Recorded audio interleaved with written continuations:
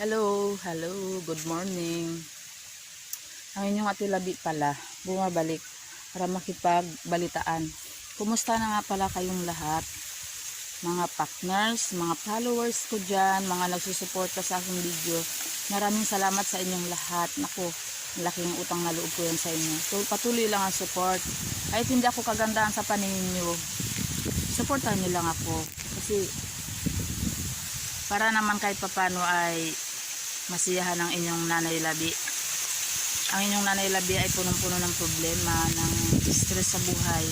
May sakit na dinadala, kaya dinadaan ko na lang ang sakit ko sa ganitong paraan na pag video-video, kasi kahit papano nalilibang ako.